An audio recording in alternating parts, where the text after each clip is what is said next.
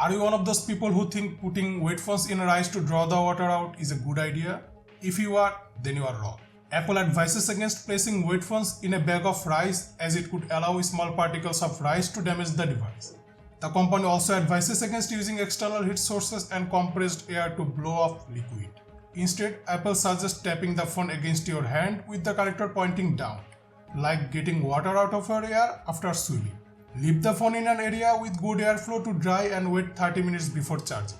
If the alert still pops up, leave the phone and wait for up to 24 hours to dry. Unplug the charging cable and reconnect if the phone is dry but still not charging.